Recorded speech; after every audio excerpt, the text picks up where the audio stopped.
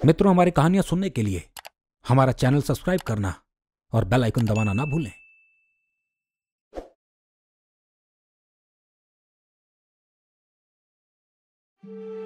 कहानियों के घर में आपका स्वागत है। मैं हूं कहानीकार सुधांशु राय और आज की कहानी का नाम है द मैन हंटर। कहते हैं डर एक परछाई की तरह है, वो हर पल आपके साथ चलता तो है पर नजर तभी आता है जब आप उसको देखने की कोशिश करते हैं या फिर अचानक ही वो आपके सामने किसी हादसे की तरह आ जाता है।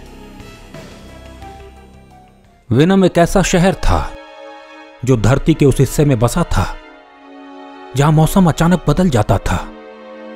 वहां बारिश होती तो कई दिनों तक होती रहती,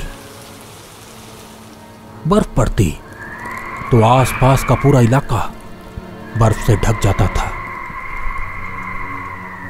पर एक बात यहां रहस्यमयी थी और वो थी साल के वो कुछ खास दिन जब यहां का एक हिस्सा स्ट्रॉन्ग मैग्नेटिक फील्ड यानी चुंबकीय क्षेत्र बन जाता था।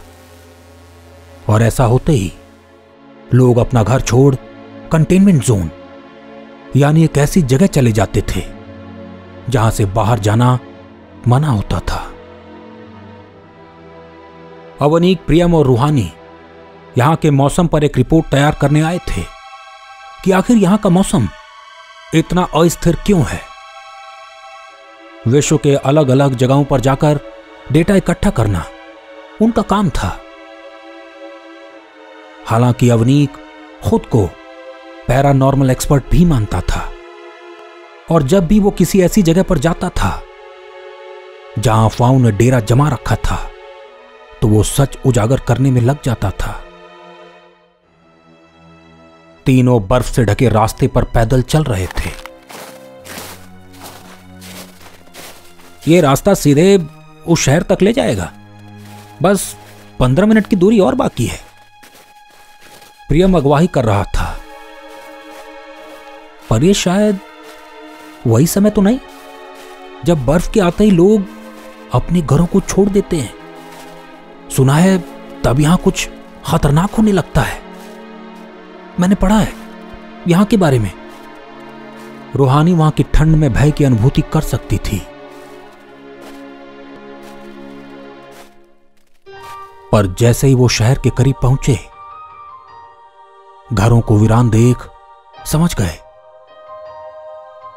मुझे भी यही लगता है, शायद सब लोग कंटेनमेंट जोन में होंगे। ये साइंस डायरेक्शन भी बता रहे हैं, आओ उधर ही चलते हैं। अवनीक नजारे देखते उस ओर बढ़ गया।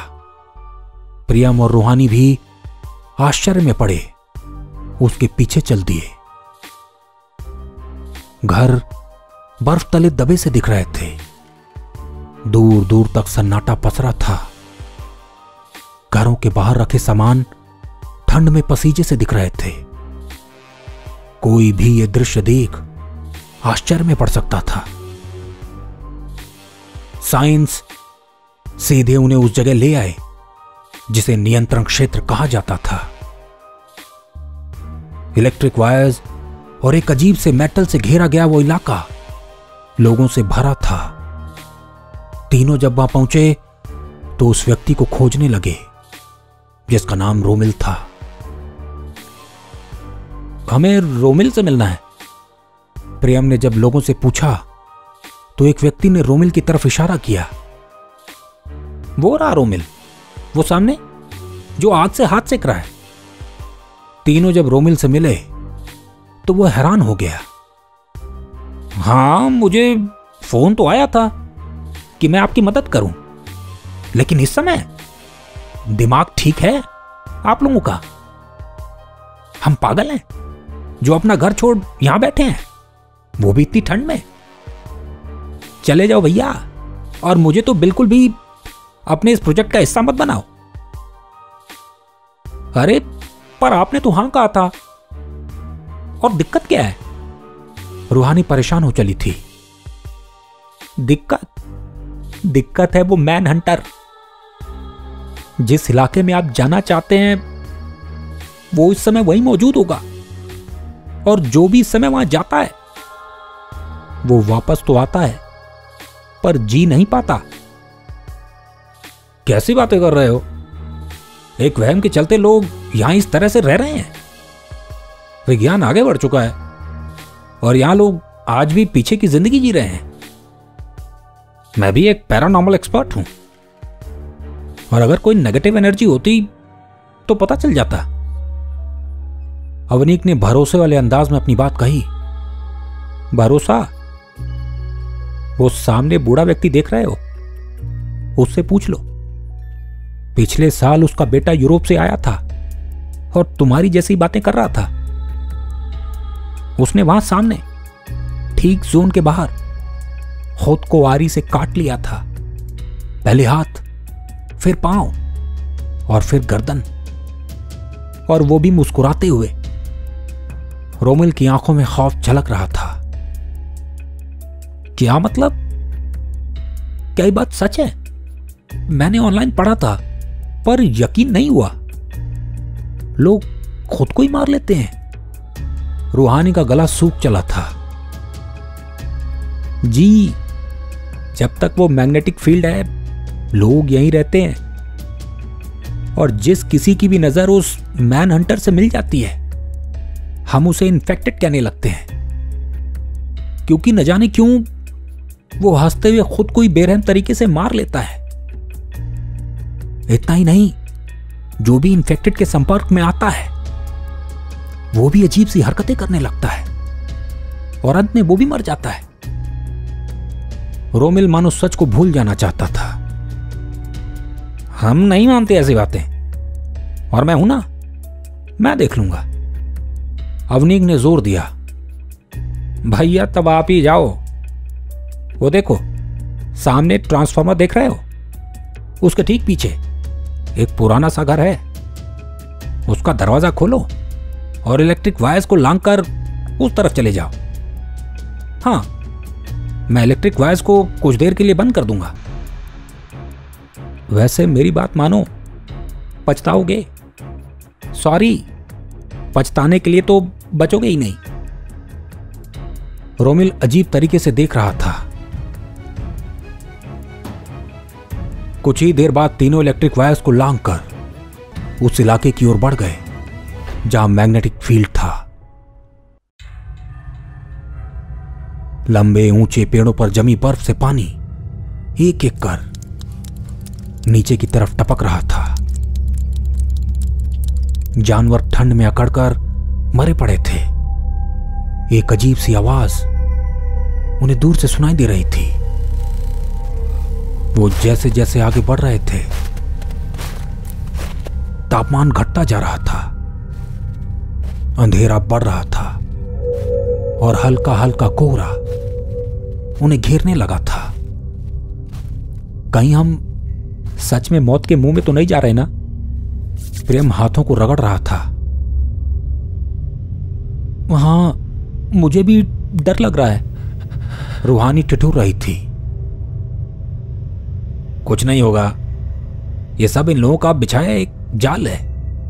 कुछ तो यहां गड़बड़ है और मैं इसका पता लगाकर रहूंगा। अवनीक ने अपने बैग से तापमान मापने वाली मशीन निकाली और आगे बढ़ने लगा। डेटा रिकॉर्ड हो रहा है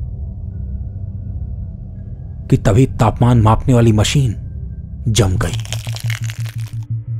और कुछ अजीब सी आवाजें उनको घेरने लगी। वो तीनों कुछ समझ पाते सामने पेड़ की आड़ से झांकती दो लाल आंखों को देख प्रियम की चीख निकल गई। चारों तरफ की बर्फ अचानक पिघलने लगी और एक आवाज गूंजने लगी। Be my loyal servant. Go kill yourself. तीनों अफरा तफरी में उल्टे पांव उस ओर दौड़ लिए जहां से आए थे, पर रास्ते अब उन्हें भ्रमित कर रहे थे। कुछ ही पल में वो तीनों एक दूसरे से बिछड़ गए। रोमिल की बात सच थी, वो हमें मार देगा। प्रियम गिरता पड़ता भाग रहा था, पर जब उसने पीछे नजर घुमाई तो पाया वो अकेला ही दौड़ रहा है। रूहानी, अवनीक, कहाँ हो तुम लोग? हमें जल्दी वापस पहुंचना होगा। पर वो पलट वापस रास्ता लेता, सामने एक भयानक छवि को देख वो स्तब्ध रह गया। एक लंबे कद वाला व्यक्ति उसके सामने खड़ा था। उसकी आंखें लाल थी और किसी लाइट की तरह चमक रही थी। उसने लोहे जैसे पदार्थ के वस्त्र पहने थे और उसकी उंगलियां सड़ी गली और नुकीली थीं। उसने प्रेम की आंखों में झांका और अपने नाखून से उसके हाथ पर खरोच लिया। प्रियम पहले तो डर में रो रहा था, पर अचानक चुप हो गया और वापस रास्ते पर चलने लगा। वहीं अवनीक की सांसें बढ़ने लगी थी, पर रास्ते में खून से सने बर्फ को देख वो कांप उठा। वो चिल्लाते हुए बस दौड़ता रहा। रूहानी जब किसी तरह वापस जोन के पास पहुंची तो अवनीक के जोर जोर से चिल्लाने की आवाज वो सुन सकती थी। वो जानती थी कि अवनीक का सामना भी मैन हंटर से हो चुका है। वो जोर जोर से मदद की गुहार लगाने लगी।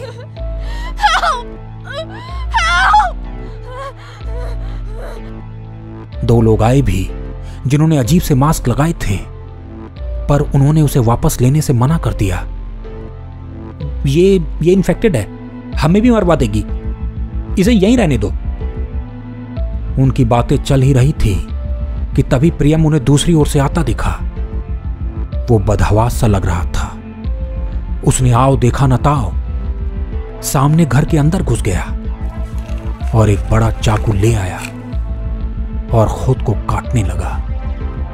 काटते वक्त वो हंस रहा था। थोड़ी देर में अवनीक भी आ गया और लोगों को देखते हुए उसने खुद को फांसी लगा ली।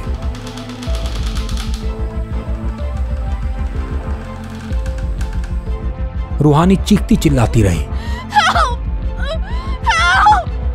पर उसे लोगों ने अंदर नहीं लिया।